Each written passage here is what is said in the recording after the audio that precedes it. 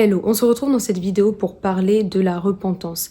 Il y a eu des événements tragiques qui se sont passés à Los Angeles ces derniers temps. Il y a un feu qui a pris vraiment la ville et c'est pas un hasard. La colère de Dieu est en train d'agir.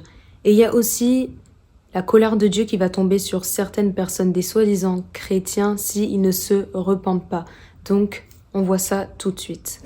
Donc, je tiens à dire que les feux qui ont fait un grand ravage aux États-Unis, c'est pas un hasard parce que à la télé, quelques jours auparavant, il y avait les Golden Globes où une présentatrice avait parlé du fait, comme je l'avais un peu déjà expliqué dans la vidéo, mais ça méritait vraiment un approfondissement que en fait les personnes qui étaient riches, etc., ils avaient peut-être, je sais pas, 11 manoirs et Dieu, lui, n'en avait aucun. Et elle a osé se moquer de Dieu, elle a osé mêler le nom de Dieu dans des choses qui n'avaient rien à voir avec la sainteté de Dieu, avec sa puissance, avec sa grandeur. Et bizarrement, quelques temps après, on a vu en fait ces incendies qui sont arrivés. Et c'est pas un hasard, on se moque pas de Dieu en fait. On se moque pas de Dieu, on peut pas prendre son nom pour en faire du n'importe quoi. On doit pas même jurer sur sa tête, sur sa propre vie, sur le nom de Dieu. D'ailleurs, pendant l'élection de Donald Trump, si vous regardez, il n'a pas mis la main sur la Bible. Et normalement, ce qu'il a fait, c'est bel et bien biblique, parce que si les autres présidents antérieurs l'avaient fait, finalement, c'était une erreur. Et il n'a pas voulu, je pense, commettre ce péché, puisque en jurant par la Bible, c'est en jurant par la parole qu'il allait le faire. Et si on ne jure pas la parole, on jure par Dieu. Et on ne peut pas jurer par Dieu. Donc, c'est vraiment important de vivre dans la sanctification, de pouvoir demander pardon à Dieu. Et je veux juste dire ces choses-là pour que vous compreniez que si en fait les personnalités, parce que bien sûr elle n'est pas juste composée de personnes du monde, il y a également des enfants de Dieu vraiment qui vivent pour le Seigneur, qui le servent, mais ce que je veux dire c'est que si ils prennent à cœur les personnes qui ont blessé le cœur de Dieu, qui ont blessé le Saint-Esprit et qui l'ont attristé, prennent à cœur de se repentir, Dieu va les restaurer. Il y a un détail, et qui n'est pas un détail, qui est une preuve, qui est un signe que Dieu est présent et qui observe du haut de son trône les êtres humains et qui observe vraiment toutes les actions des hommes, c'est le fait qu'il y a une maison où il y avait apparemment une personnalité qui, elle, priait Marie, donc il était sûrement catholique, et malgré le fait qu'il n'ait pas forcément prié Jésus, le fait qu'il croyait quand même au Seigneur, même si sûrement qu'il avait voilà, un symbole ou une statue, je ne sais quoi, en fait finalement sa foi l'a sauvé, dans le sens où sa maison a été épargnée de l'incendie. Et ça c'est vraiment important de le comprendre, parce que certains peuvent se dire oui c'est arrivé, etc. Mais on nous a quand même partagé le fait qu'il y avait quelqu'un qui priait finalement, et ça nous rappelle que Dieu vraiment, quand il est présent, il peut agir pour nous en notre faveur. Et Dieu agira toujours en faveur des chrétiens. Amen, parce qu'ils sont son peuple, ils sont ses enfants. Nous sommes ses enfants. Donc vraiment c'est important, je ne veux pas rentrer dans le débat catholique, évangélique. J'ai fait une vidéo d'ailleurs où je parlais du catholicisme, etc. Il y a même mon témoignage qui est disponible, donc vous pourrez aller cliquer, c'est pas la peine de venir dans les commentaires faire un débat, c'est pas ça le sujet aujourd'hui. Donc je voulais vraiment expliquer l'événement qui s'était passé aux États-Unis parce que la colère de Dieu, elle est là. Et il y a plus en plus de choses qui sont en train d'être montrées à la télé, etc., dans les médias. Et les gens se moquent de plus en plus de Dieu. Ils sont plus à l'aise, en fait, avec le fait de se moquer de Dieu, que ce soit dans les carnavals, dans les Halloween, dans plein de fêtes et dans plein d'événements. Et ça nous rappelle tout simplement que la vie n'est rien. On peut avoir apparemment une maison aujourd'hui et le lendemain, elle est dévastée. Que ce soit par une tempête, par un ouragan, par un incendie. Donc vraiment, Dieu appelle les personnes d'LA qui ont pris part à cette moquerie de Dieu à se repentir. Et Dieu pourra restaurer, Dieu pourra faire grâce, Dieu pourra mettre sa faveur. Parce que quand on demande pardon, il est bon et fidèle et juste pour pardonner. Il sait aimer, le Seigneur sait aimer et il sait pardonner surtout. Voilà, donc c'était vraiment cet appel-là que je voulais faire à toute personne qui se moque de Dieu, qui est en train de vouloir salir le nom de Dieu, qui est en train de faire des blagues, etc. Il y aura des sanctions, il y aura une conséquence. Et également, et là c'est la deuxième partie de cette vidéo, également les personnes qui se moquent des serviteurs de Dieu. Parce que oui, si tu te moques du serviteur de Dieu, si tu l'insultes, si tu attaques les œuvres qu'il fait, tu es en train d'attaquer le Saint-Esprit, tu es en train d'attaquer Jésus lui-même, tu es en train d'attaquer Dieu lui-même. Donc faites vraiment attention. Et là, cet appel s'adresse vraiment aux faux chrétiens qui se permettent de venir dans les commentaires pour m'insulter. Moi, je vous conseille de retirer vraiment toute parole que vous avez proféré et qui ne vient pas de Dieu, sinon la colère de Dieu va vraiment venir vous visiter. Parce que chacun recevra le salaire de ses insultes. On ne peut pas blasphémer contre l'esprit et ne pas être puni. Et je dérangerai toujours les petits démons comme vous qui sont sur YouTube. Et si je mets quelqu'un en prière, sachez que quand quelqu'un prie vraiment Jésus, qui sert le Seigneur, vous allez écoper. Parce que la position dans laquelle je suis actuellement, je suis en guerre avec Satan. Donc il ne s'agit même pas de venir et de commenter des saloperies sur ma chaîne. Méfiez-vous, parce que le Seigneur, il entend les prières et il sait répondre. Et le Seigneur m'avait d'ailleurs prophétisé de certains comportements, de certaines choses qui allaient arriver pour ce mois. Comme vous le savez, je fais souvent des vidéos du mois, mais j'ai également mes messages du mois pour moi-même. Et le Seigneur m'avait averti. Donc faites très attention de ne pas entrer en guerre contre Dieu lui-même. Parce que quand Dieu a établi une personne, qu'il soit dans une salle, qu'il soit pas dans une salle, Dieu marche avec elle. Et quand cette personne se plaint et crie à lui, eh bien le Seigneur entendra et il nous fera justice. Donc attention aux sentinelles qui ont déjà annoncé, aux prophètes, aux prophétesses qui ont annoncé des choses. Si ça vous plaît pas, vous n'êtes pas obligé de rester sur la chaîne. Mais en tout cas, commenter des insultes, des paroles vraiment haineuses et déplacées et venir contre le ministère que Dieu m'a donné, vraiment, ça c'est inutile pour vous parce que vous attirez juste des problèmes. On a l'exemple de Paul qui est en train d'annoncer l'évangile à un gouverneur et on a à côté un magicien, un sorcier qui était là pour empêcher la conversion de ce gouverneur. Donc à force de toujours l'interrompre et de toujours avoir la ruse en lui, il l'a comme maudit et il a été aveugle sur le champ. Il lui a dit tu vas devenir aveugle, il est devenu aveugle. Faites attention quand vous venez commenter. Ici, c'est pas une page de divertissement. En fait, ici, c'est une terre sainte, c'est là où les personnes qui veulent entendre l'évangile de la vérité, l'évangile de sanctification, viennent se ressourcer et viennent prendre des forces et viennent entendre la parole de Dieu tout simplement. Donc, c'est pas un endroit de récréation où quand vous êtes avec vos faux prophètes et que vous les défendez ou que vous êtes tout simplement même pas un enfant de Dieu, que vous êtes des haters, que vous avez rien à faire, que vous venez déverser votre venin. Parce qu'il y aura des conséquences. Quand je parle de la colère de Dieu, je parle vraiment de la colère de Dieu. Dieu va entendre et a entendu mes prières et ceux qui s'acharnent et ceux qui persévèrent dans leur persécution, vous recevrez votre salaire. Chacun recevra le salaire de ce qu'il aura dit ou prononcé. On ne parle pas comme ça des serviteurs de Dieu et c'est plus même un problème personnel. C'est un problème personnel que vous avez. C'est un problème que vous devez régler de votre côté. Si vous aimez pas la parole de Dieu, si vous aimez pas l'évangile qui est pur, qui est vrai, qui est non dilué, restez avec les faux prophètes, restez avec les personnes qui sont du même plumage que vous. Mais ici, en tout cas, c'est une chaîne de vérité. Et je continuerai toujours d'annoncer la vérité, quoi qu'il m'en coûte, et peu importe que ça dérange ou que ça dérange pas. Parce que je fais pas l'œuvre de Dieu que je veux faire moi, je fais l'œuvre que lui m'a donné de faire. C'est lui qui m'a initié, c'est lui qui m'a équipé, c'est lui qui m'a conduit, qui m'a appelé. Et la vérité sera proclamée que certains le veuillent ou non.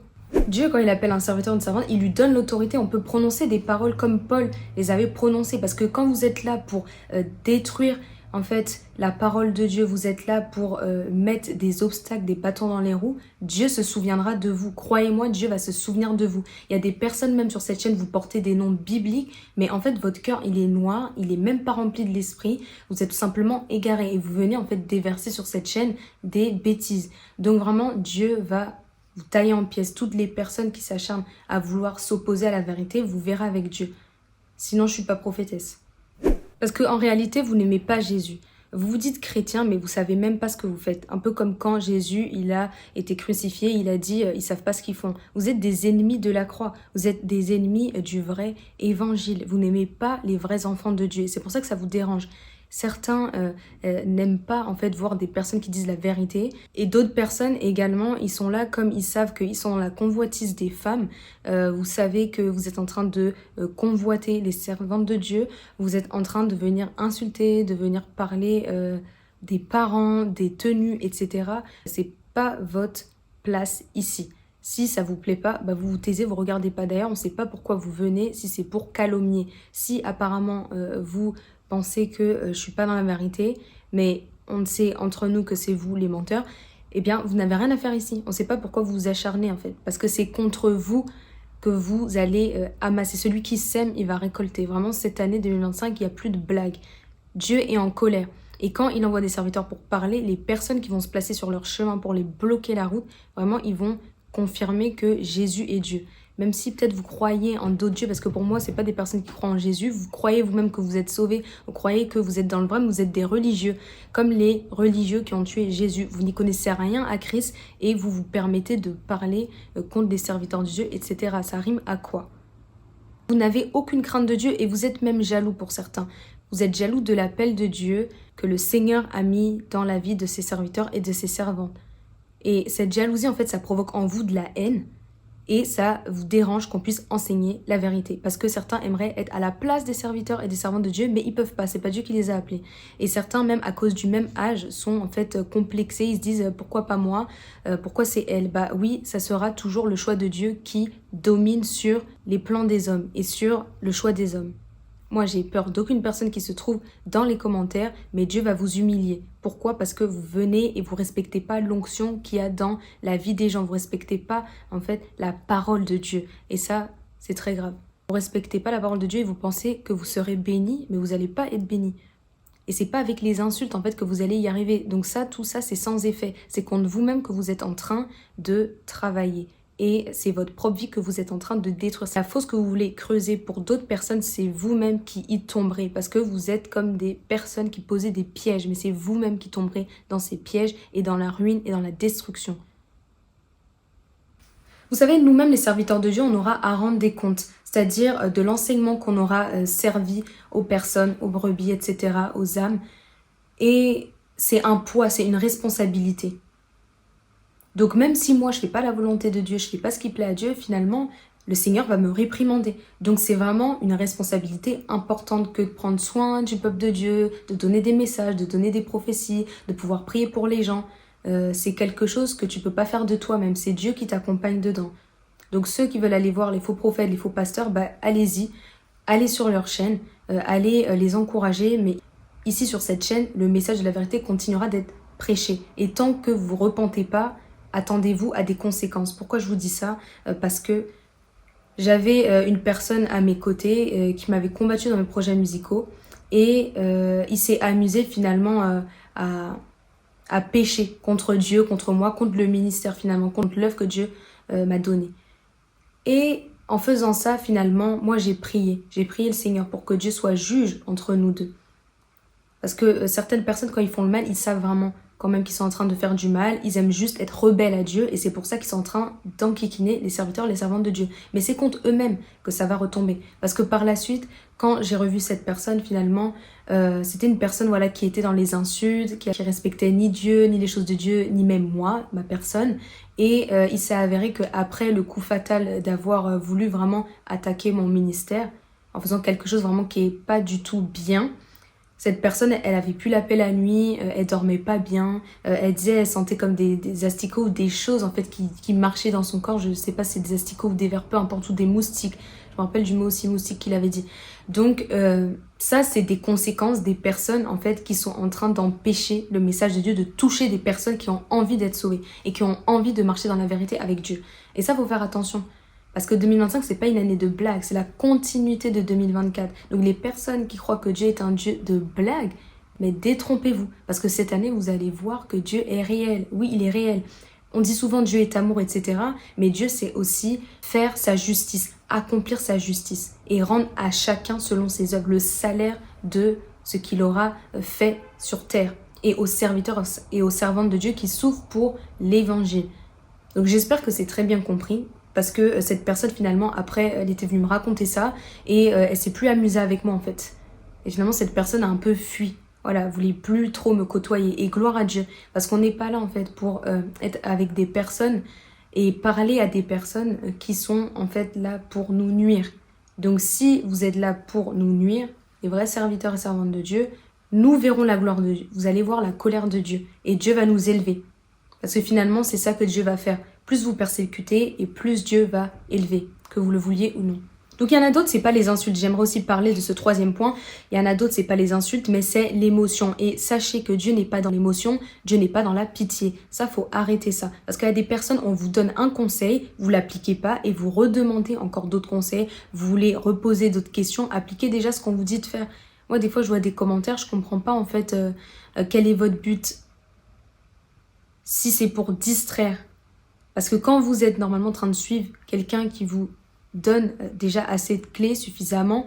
Maintenant, vous posez des questions, c'est pas du tout interdit, mais vous pouvez pas en fait être dans toujours le fait de vouloir se rapprocher de la personne. Certains, vous cherchez pas des réponses à vos questions. Certains, vous cherchez vraiment à vous rapprocher de la servante en question, de la personne qui fait la vidéo en fait. Et ça, c'est pas normal.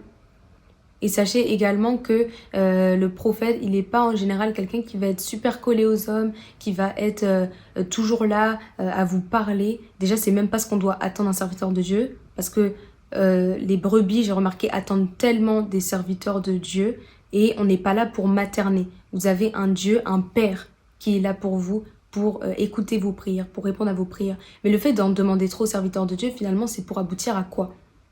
Donc on n'est pas là pour être copain-copine, on est là pour accomplir la volonté de Dieu ensemble, être dans cet amour fraternel. Mais l'amour fraternel, c'est pas en fait de la familiarité, c'est pas la distraction. Donc vraiment, j'ai tenu à revenir sur ce point qui est quand même important. Donc à toutes les personnes qui veulent distraire, qui veulent juste de l'attention, toutes les personnes aussi qui sont là dans la haine, dans la convoitise, dans la jalousie, toutes ces personnes, concentrez-vous sur Dieu et sur votre vie. Faites votre part. Et en tout cas, on va toujours continuer à enseigner parce que les personnes qui veulent qu'on puisse leur accorder trop de temps, trop d'énergie, etc., c'est pas non plus bien. Ça, c'est des activités aussi démoniaques. Il y a des esprits, des fois, de contrôle qui veulent en fait accaparer les gens, vouloir être là pour toujours dominer ou toujours être dans la vie de la personne pour qu'on puisse en fait s'éloigner en fait des choses qu'on a à faire. Parce que Dieu t'a mis sûrement dans la journée des choses à faire et quand cette personne vient pour pouvoir prendre tout ton temps, etc., ça devient aussi de la manipulation. Quand on répond à une question, tu l'appliques pas, maintenant t'en poses d'autres, etc., on voit pas à quoi ça sert de répondre à des questions alors que c'est pas ça le vrai but. Toi, t'es là pour distraire. Donc tout genre de personnes, vraiment, faites attention, repentez-vous et cherchez Jésus tout simplement. Ne cherchez pas les hommes. Donc maintenant, ce que je voudrais dire pour terminer, les faux enfants de Dieu ne pourront pas détourner les vrais enfants de Dieu. Parce qu'ils veulent même séduire les élus, ils veulent les faire blasphémer contre l'esprit, parce que ces personnes qui commandent avec la haine, des fois veulent encourager d'autres personnes à commenter. Et tout simplement, les vrais élus ne pourront pas tomber dans ce piège-là. Ils ne pourront pas en fait égarer les personnes qui sont vraiment appelées à marcher avec Dieu dans la vérité. Ces vrais enfants, personne ne pourra retirer de la main du Seigneur les vrais enfants de Dieu. Amen. Donc, le quatrième point, c'est les vrais enfants de Dieu. Donc, les vrais frères et sœurs, continuez à encourager, continuez à remercier, continuez à prier pour moi parce que j'ai aussi besoin de vos prières. Continuez à être des vraies personnes vraiment qui marchent avec le Seigneur, qui marchent avec le Saint-Esprit. Et on verra qui sera vainqueur le dernier jour. Parce que à la fin du compte, c'est ça qui est le plus important. Les vrais enfants de Dieu verront la face du Seigneur, ceux qui auront persévéré, ceux qui auront été patients, ceux qui auront eu l'amour, ceux qui auront été généreux, ceux qui auront obéi à la parole de Dieu et qui auront fait le bien et qui se seront bien comportés, qui auront vécu une vie paisible, une vie tranquille, loin de toutes ces choses que les faux chrétiens veulent emmener sur les réseaux sociaux avec les condamnations, avec les insultes, etc. Rappelons-nous que nous verrons tous un jour Dieu, tous ensemble. Et c'est important de se préparer à cet événement dans la paix, dans la joie et dans l'amour. Si quelqu'un ne reflète pas ces points-là, je pense qu'il doit revoir sa foi et se repentir. Soyez bénis.